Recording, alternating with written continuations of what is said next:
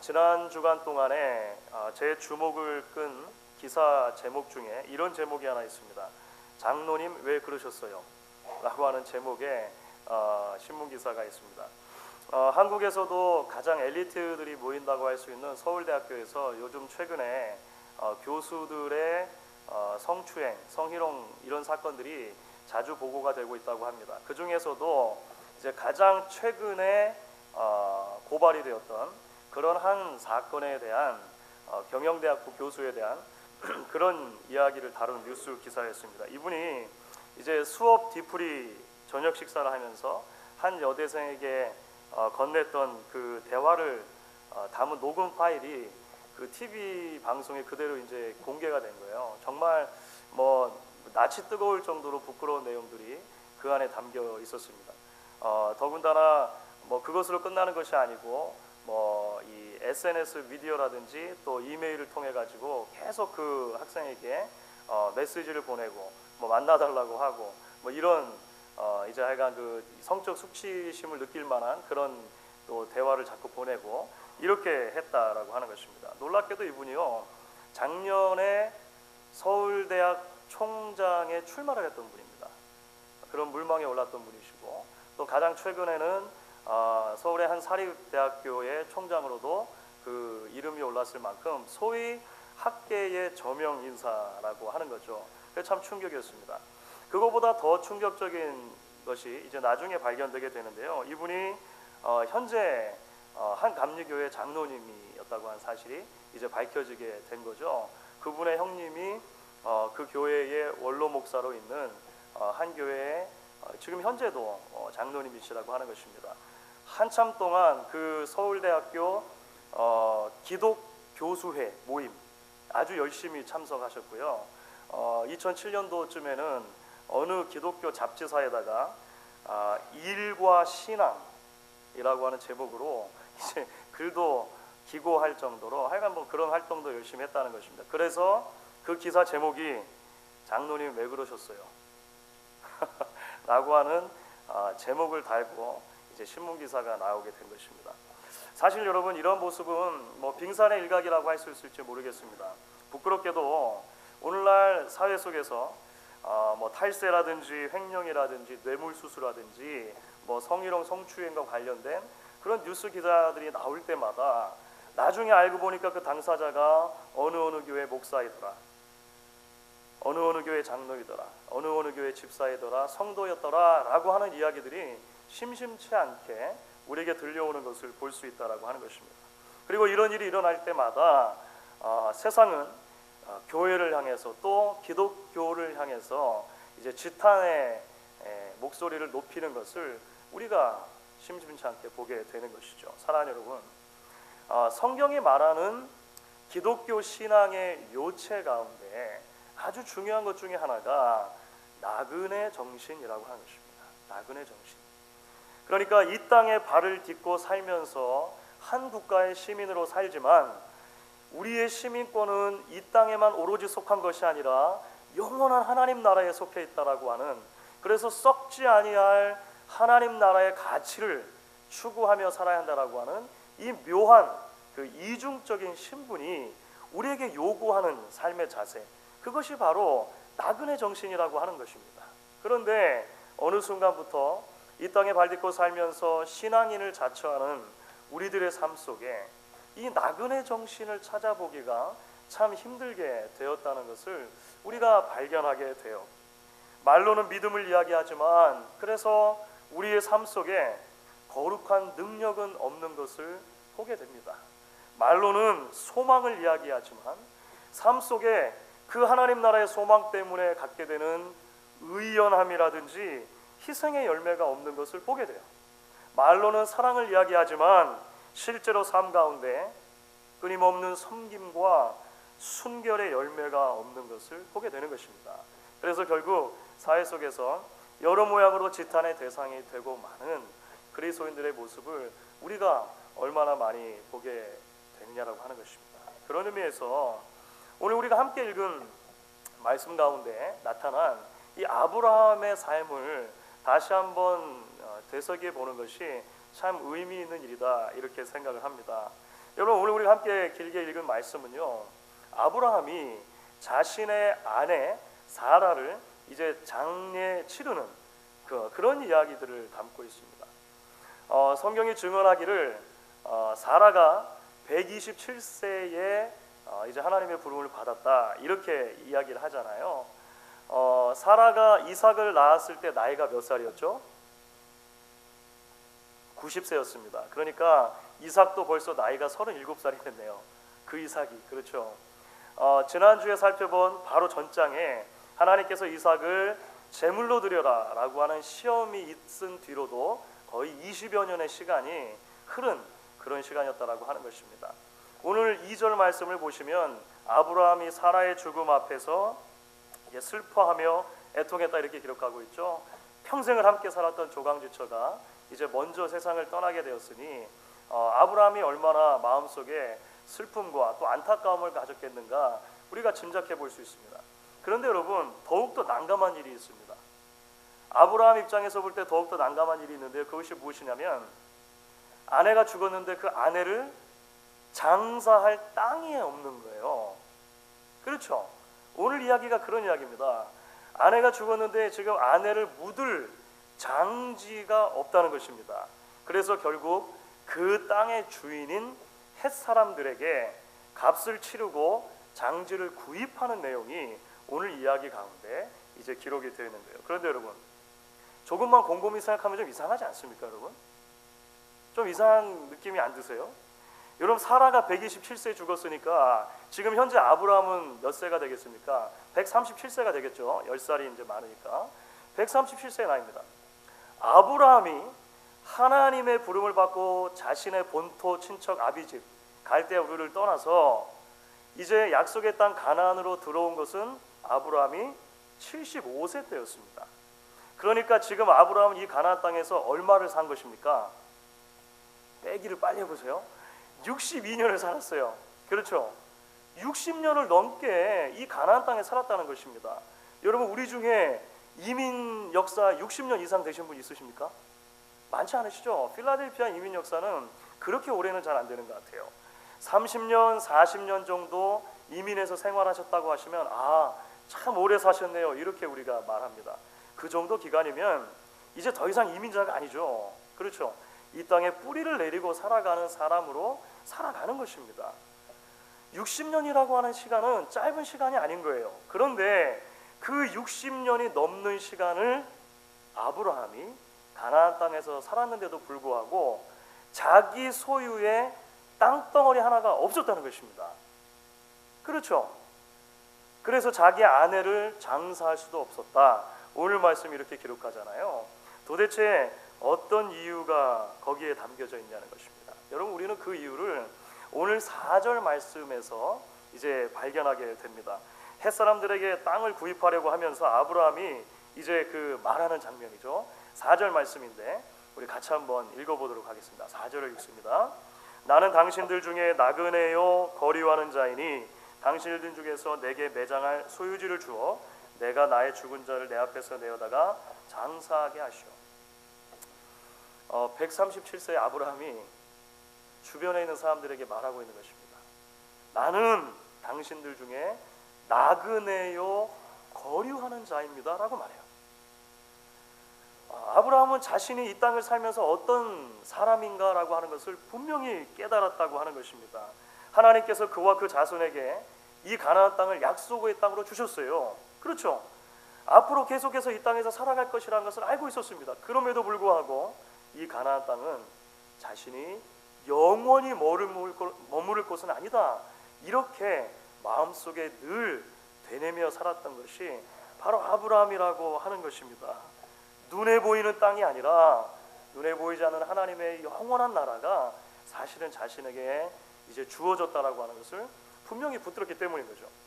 여러분 아브라함이 가지고 있는 이런 종류의 나그네 신앙, 나그네 삶의 모습에 대해서 이제 신약 성경으로 넘어가면은요 히브리서가 우리에게 잘 증언을 해주고 있습니다. 아브라함이 어떻게 그렇게 살 수 있었는가? 여러분들 히브리서 11장 8절부터 10절까지를 보시면 아브라함이 가졌던 나그네 신앙을 이렇게 설명합니다.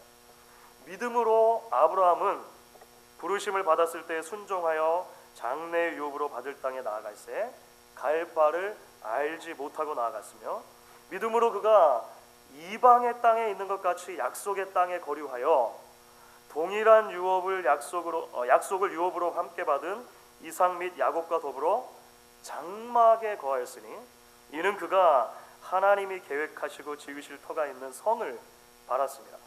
여러분 읽으시면서 좀 아이러니하지 않습니까? 하나님께서 주신 약속의 땅에 들어가 살았다는 것입니다. 그런데 그 약속의 땅에 살면서도 이방의 땅에 거하는 것처럼 나그네로 살았다는 거예요. 이것이 히브리서 저자가 이야기해 주는 것입니다. 아브라함이 하나님의 약속의 땅에 살면서도 이곳이 영원히 머무를 곳이 아닌 지나가는 곳, 이방의 땅처럼 살았다라고 하는 가장 큰 증거가 무엇입니까? 그가 평생토록 텐트에 살았다는 것입니다. 그렇죠. 장막에서 살았다 이렇게 이야기하잖아요. 텐트에 살았다라고 하는 것입니다. 여러분 텐트는요 영구적인 주택이 아닙니다. 이제 여름철이 또 오겠죠. 시간이 흐르면 그러면 여기저기서 이제 시간을 잡고 캠핑을 가는 사람들이 생깁니다. 그렇죠. 그런데 여러분 캠핑은 아무리 재밌고 좋아도 캠핑일 뿐인 것입니다. 그렇죠. 영원히 살 수 있는 것은 아니라고 하는 거예요.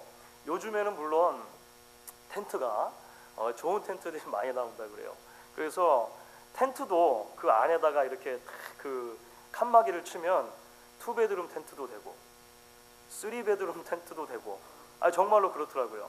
심지어는 텐트에다가 에어컨디션을 달아가지고 그러려면 그냥 집을 가지고 가지.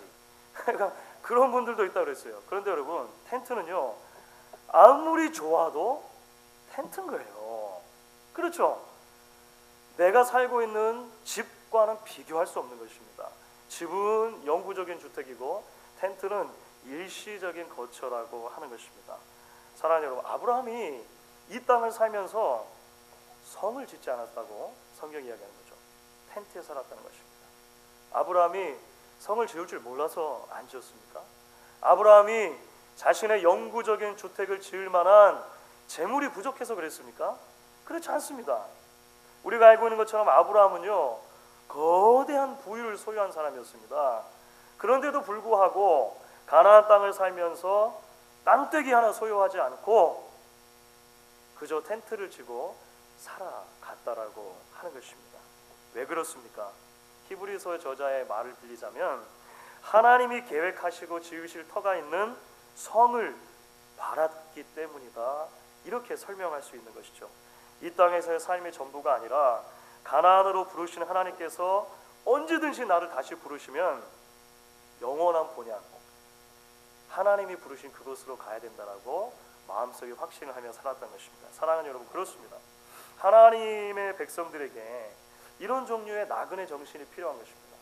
그렇죠. 이 땅에 발을 딛고 살아가지만 이곳이 전부가 아니라고 우리는 믿으며 살아야 하는 것입니다. 여러분 이용규 선교사님이라고 혹시 들어보셨습니까? 내려놓음이라고 하는 책은 들어보셨습니까? 그 책은 들어보셨죠. 내려놓음이란 책으로 굉장히 유명해지신 이용규 선교사님이라는 분이 계세요. 물론 요즘에는 여러 가지 이유로 비판도 있습니다만 그분이 그 내려놓음이라고 하는 책에서 성도들이 이 땅에서 살아가야 하는 신앙의 모습에 대해서 아주 재밌는 개념 하나를 소개하십니다. 그 개념이 뭐냐면 천국 노마드라고 하는 개념이에요. 그 노매드라고 하는 것이 그 영어로 그 유목민이라고 하는 그런 단어입니다. 그러니까 이렇게 한 곳에 정착한 것이 아니라 이렇게 다니는 유목민이죠. 그러니까 이분은 그렇게 이해한 거예요. 성경이 말하는 성도의 모습은 무엇인가? Heavenly Nomad라고 하는 것입니다. 천국을 향해서 나아가는 유목민, 이 땅에 발을 딛고 살지만 영원히 여기서 머무를 것이 아니다. 이렇게 믿고 살아간다라고 하는 것이에요. 저는 그 말에 동의합니다. 그렇죠.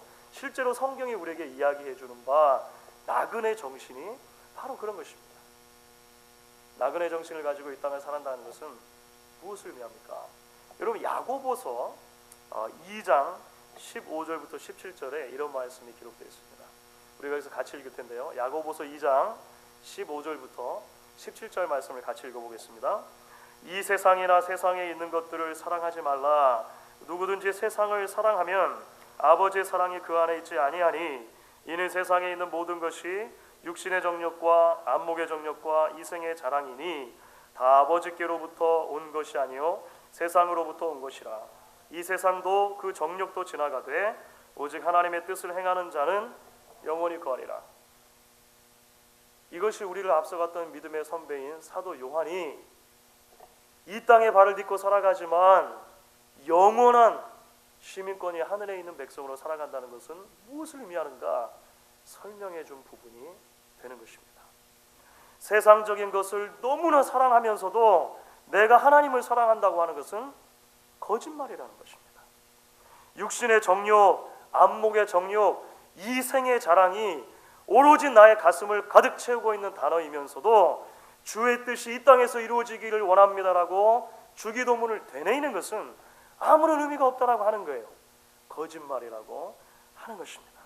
오늘날 얼마나 많은 성도들이 입으로 천국을 얘기하지만 실제로 살면서 천국이 없는 것처럼 살아가느냐라고 하는 것입니다. 그래서 많은 목회자들에게 존경을 받는 목사님 중에 홍정길 목사님이라고 하는 분이 계세요. 제가 언젠가도 아마 언급을 한 것 같습니다. 그 홍정길 목사님께서 은퇴를 하시면서 이제 후배 목사님들에게 남기신 몇 가지 당부의 말씀이 있습니다. 목사님들에게 남기신 거예요. 그런데 그 중에 중요한 몇 가지 아주 재미있는 것이 있습니다. 목사님들, 예수를 잘 믿으십시오. 이렇게 얘기하셨습니다. 목사님들, 그리고 천국을 꼭 믿으십시오. 그리고 이제 여러 가지 감사하다는 말을 많이 하십시오, 미안하다는 말을 많이 하십시오, 이런 것들이 있는데 굉장히 중요한 이야기를 해주신 것이죠. 천국을 이야기하는 것, 가르치는 것과 내가 천국을 정말로 믿고 이 땅을 살되 나그네 백성으로 산다라고 하는 것은요, 전혀 별개의 이야기일 수 있다라고 하는 것입니다. 천국을 향해 가는 유목민, 천국 노마드로 살아가는 이 신앙의 정체성은 잃지 않고 살아가시는 여러분들 되실 수 있기를 간절히 축원하는 것입니다. 이제 여러분, 아브라함이 이렇게 천국 노매드, 그러니까 하늘을 향해 가는 유목민으로 이 땅을 살았다라고 했을 때 그것이 정말로 그 삶 속에서 어떻게 나타났는가, 어떤 열매로 드러났는가, 오늘 말씀을 통해 우리가 조금 더 몇 가지를 살펴볼 수 있을 것 같습니다.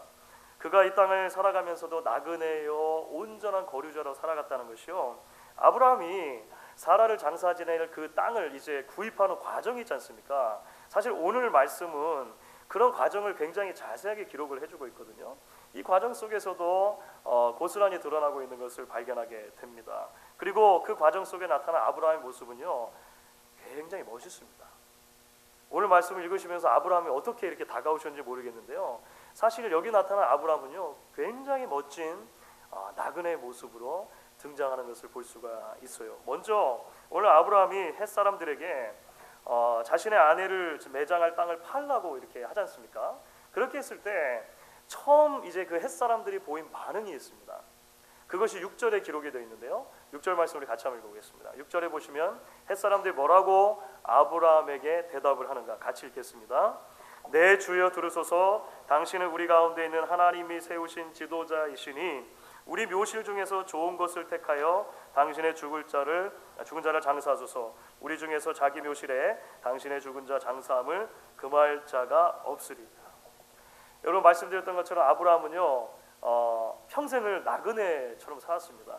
60년 이상을 한 땅에 거하면서도 이곳이 영원히 머물 곳은 아니다고 생각하고 살았어요. 그런데 여러분, 그렇게 산 것은 함부로 산 것과는 다릅니다. 아무렇게나 산 것하고는 다른 거예요.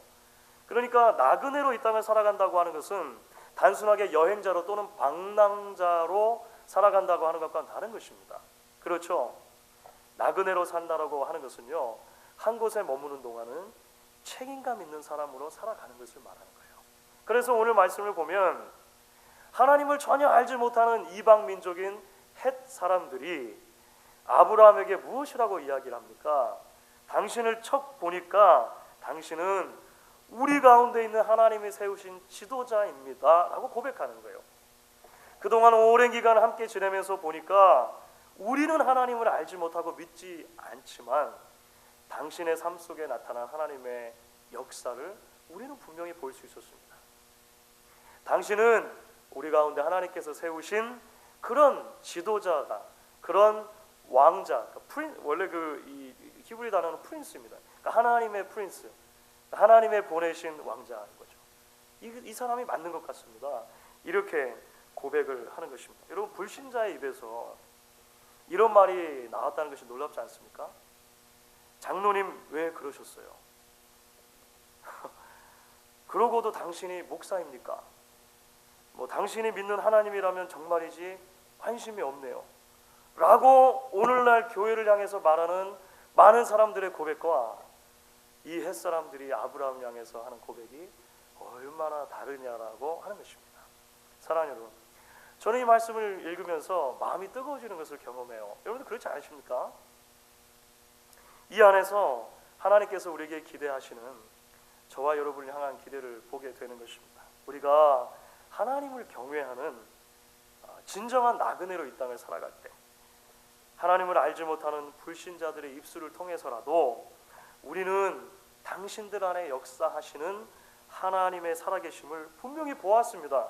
당신은 우리 가운데 하나님께서 세우신 지도자가 맞습니다.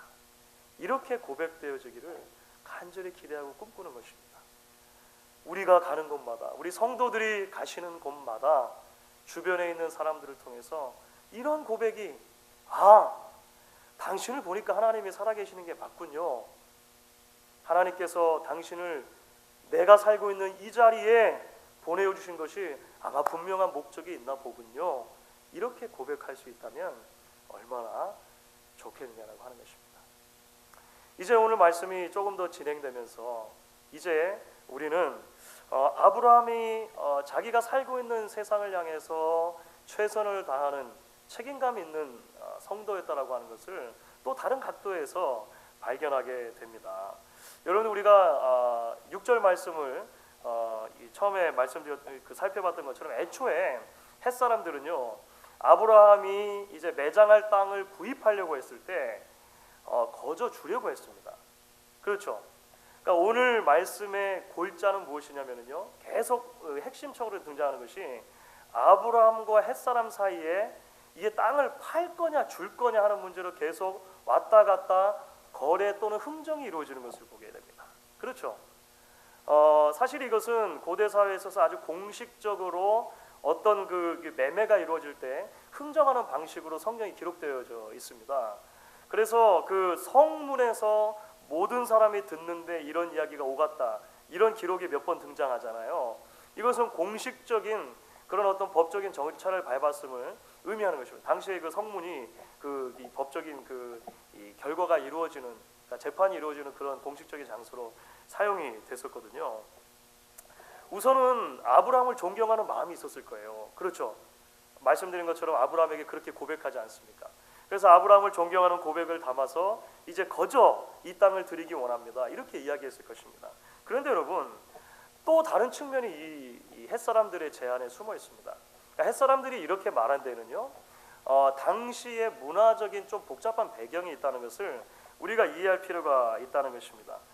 오늘날도 좀 비슷하긴 합니다만, 값을 치르고 샀을 경우에는 그 땅이 영원토록 누구의 소유가 되는 것입니까? 산 사람의 소유가 되는 것입니다. 오늘날도 물론 그렇습니다. 그런데 이것을 거꾸로 뒤집으면 이런 것입니다. 만약에 값을 치르고 사지 않고 도네이션으로 주어졌단 말이죠. 그러니까 그냥 선물로 주어졌단 말이죠. 그러면 나중에 자손의 세대, 후대에 가서는 다시금 이 전 주인이 그 땅의 소유권을 클레임해도 아무런 법적인 하자가 없게 되는 것입니다. 이게 당시에 관리가 되는 거예요. 이게 굉장히 중요합니다. 그래서 많은 구약학자들이 이 부분에서 햇사람들이 땅을 계속 안 팔려고 하잖아요. 계속 안 팔려고 어떻게든 그냥 주려고, 그냥 사람만 장사 지내라, 이렇게 하려고 하는 것을 이런 그 문화적인 그 테두리 안에서 보는 것입니다. 무슨 말입니까? 존경한 마음이 있긴 있지만 결국 세상 사람은 세상 사람인 것입니다. 그렇죠?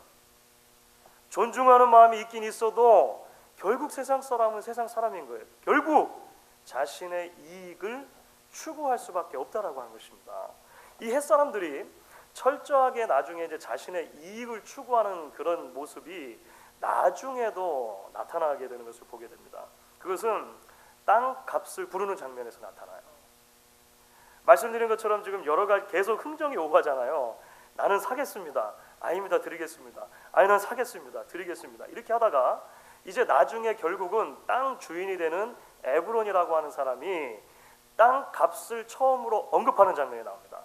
그렇죠? 그것이 이제 15절 말씀입니다. 우리 같이 한번 읽어볼게요. 15절도 같이 한번 읽습니다. 재밌습니다. 같이 읽습니다. 내 주여 내 말을 들으소서. 땅값은 은 400세겔이나 그것이 나와 당신 사이에 무슨 문제가 되리까? 당신의 죽은 자를 장사하소서. 여러분, 이것이 자신을 엄청나게 낮추어서 이야기한 것처럼 보이지만요, 사실은 어마어마한 바가지를 씌운 것입니다. 땅값을 굳이 언급했는데 400세겔을 언급하잖아요. 당시에 장정이 또는 기술을 가지고 있는 그 장인이 1년을 벌어서 일해서 벌 수 있는 가격이 10세겔입니다. 10세겔. 그러니까 400세겔은요, 땅덩어리 하나를 놓고 봤을 때는 이게 무슨 압구정동의 금싸라기 땅도 아니고요, 어마어마한 땅값이라고 하는 것입니다. 실제로 나중에 사무엘하 24장을 가시면은요, 그 재미있는 장면이 나와요. 그게 다윗이 솔로몬 때에 지을 성전 터를 구입하는 장면이 나오거든요. 그 아라우나의 타작 마당을 그 성전 터로 구입합니다. 그러니까 성전 터니까 꽤 땅이 넓었겠죠. 그 땅을 구입하는데 다윗이 그 아라우나에게 지급한 돈이 50세겔입니다. 50세겔. 그러니까 400세겔은요, 어마어마한 바가지죠. 이게 당신과 나 사이에 얼마나 되겠습니까? 하지만 알아두세요. 땅값은 400세겔이에요. 이렇게 말한 거잖아요. 이렇게 말한 거잖아요. 그런데 여러분, 아브라함이 그 400세겔을 다 주고 그 땅을 삽니다. 그렇죠? 아브라함이 400세겔을 다 치르고 사요. 어마어마한 바가지를 다 뒤집어 쓰고 사는 것입니다. 왜 그렇습니까? 아브라함이 바보라서 그렇습니까? 아브라함이 세상 물정을 몰라서 그렇습니까? 그렇지 않죠. 아브라함이 꼭 이 땅을 사야 했던 이유가 있습니다. 아브라함이 이 땅을 살려고 하는 것은요, 사실 하나님께서 이 땅을 나와 내 후손에게 주었다라고 하는 약속을 붙드는 방편이었어요. 이 땅에서 내가 돈을 주고 땅을 구입해야 하나님께서 나와 내 후손에게 이 땅을 약속의 땅으로 주었다는 것을 확인할 수 있다라고 하는 증표를 본 것입니다. 그래서 이것은요, 이 땅을 나그네로 살지만 그 어마어마한 돈을 주고 땅 한 덩어리를 구입하는 것, 모순되는 것처럼 보이지만 그렇지 않다는 것이에요. 하나님의 백성으로 하나님의 약속을 붙들며 살아가는 삶이란 게 도대체 무엇인가? 아브라함은 그것을 보여주고 있는 것입니다. 하나님의 약속을 붙드는 확실한 그 신앙 때문에 얼마나 많은 돈, 그 많은 돈을 주고도 그 땅을 구입했다라고 하는 것입니다. 자신의 영원한 기업이 하늘에 있다라고 하는 것을 신뢰할 때만 나올 수 있는, 사실 신앙인의 멋진 넉넉함이라고 하는 것입니다. 여러분, 어리숙해서 늘 속아 넘어가는 것도 좀 다른 거예요. 세상은 결국 세상입니다. 죄인인 세상 사람들은 자신의 욕심을 따라서 그렇게 속고 속이는 것이 삶의 원리가 되어 있을 때가 얼마나 많은지 모릅니다. 그래서요, 사실은 누군가 이게 소개를 해주셔가지고, 예를 들어서 제가 어디를 가면 굉장히 마음에 쓰입니다. 누군가 소개를 해주셔가지고 제가 잘 아는 차 고치는 데가 있는데, 목사님 차 문제 생기셨죠? 한번 가보실래요? 가긴 가는데요, 참 신경이 쓰입니다. 아니, 바가지를 씌워도 어떻게 할 수가 없잖아요. 몰라서 그런 게 아니잖아요. 그죠? 몰라서 그런 게 아니잖아요. 이 사람이 나의 신분을 뻔히 알고 있는데, 목사님 가시니까 잘해주세요. 그런데 여러분, 많은 경우에 있어서 세상은 그리스도인이 그리스도인이라는 이유 때문에 속이려고 합니다. 그리스도인이 사랑이 많은 것을 알기 때문에 그 사랑을 역으로 이용하려고 하는 경우들이 사실 얼마나 많은지 몰라요. 여러분, 그런 경우들 경험하지 않으셨습니까? 그런데 우리가 바보라서 속아줍니까? 우리가 몰라서 속아줍니까? 때로 알면서도 속고 모르면서도 속고. 하나님 나라의 소망을 가지고 있는 하나님의 백성들, 이 땅에 우리의 눈으로 보이는 것이 전부가 아닌 것으로 믿는다면 하나님의 백성이 가지는 때로 이 신앙적인 넉넉함과 가슴의 크기가 필요하다라고 하는 것입니다. 이것이 때로 손해로, 박해로, 시험으로 연결될 수 있지만 하나님의 백성들은 이 하나님의 약속을 붙드는 사람들이라고 하는 것입니다. 주 안에 사랑하는 여러분, 사실 아브라함뿐만이 아니고요, 우리를 앞서갔던 신앙의 많은 선배들은 이런 나그네 신앙으로 한평생을 살았던 분들이라는 것을 알 수 있습니다. 아브라함의 신앙에 대해서 칭찬하면서 설명해 주었던 히브리서 11장은 사실 그런 신앙의 영웅들의 이야기로 가득 차 있죠. 히브리서 11장 13절과 16절입니다. 13절은 제가 한번 읽을게요. 그러면 16절은 우리 같이 한번 읽겠습니다. 13절 전반부를 제가 읽습니다. 이 사람들은 다 믿음을 따라 죽었으며 약속을 받지 못하였으되 그것들을 멀리서 보고 환영하며 또 땅에서는 외국인과 나그네임을 증거하였으니. 16절 같이 있습니다. 그들이 이제는 더 나은 본향을 사모하니 곧 하늘에 있는 것이라. 이러므로 하나님이 그들의 하나님이라 일컬음 받으심을 부끄러워하지 아니하시고 그들을 위하여 한 성을 예비하셨느니라. 이런 참 감격적인 말 아닙니까? 얼마나 놀라운 말씀입니까? 이 땅을 살아가는 동안 나그네 신앙을 가지고 천국 소망 가운데 믿음의 경주를 달려간다면 하나님께서 우리 하나님이라 일컬음 받는 것을 부끄러워하지 않으실 것이라는 거죠. 주은재의 하나님, 누구는가의 하나님, 이렇게 불림 받는 것을 하나님께서 자랑스러워하실 것이라는 것입니다. 반면에 이 말씀은 하나님께서 부끄러워하시는 신앙인도 있을 수 있다는 것을 우리에게 이야기해 주고 있는 것입니다. 저 사람이 자꾸 나를 믿는다고 하고 내 이름을 들먹거리긴 하는데 내가 부끄러워서 얼굴을 들고 다니지 못하겠다. 세상이 장로님 왜 그러셨어요? 목사님 왜 그러셨어요? 당신은 예수 믿는다고 하는데 왜 그러세요? 라고 묻는다면 하나님께서 어떻게 그 하나님이라고 일컬음 받는 것을 부끄러워하지 않으실 수 있겠냐고 하는 것이죠. 사랑하는 성도 여러분, 예수 그리스도 안에서 하나님께서 우리에게 주신 선물은 이 땅에 썩어질 것이 아니라 썩지 아니하고 무너지지 아니할 영원한 하나님 나라의 기업이라고 하는 것을 여러분들 기억하실 수 있기를 바랍니다. 그 약속을 붙들며 이 땅에 책임을 다하는 멋진 나그네로 날마다 복음 안에서 하나님께로 더 가까이 가는 멋진 순례자로 함께 믿음의 길을 걸어가시는 저와 여러분 되실 수 있기를 이 시간 주의 이름으로 간절히 축원하겠습니다. 우리 시간에 같이 한번 찬양하시고 기도하는 시간 갖겠습니다. 찬송가 435장 나의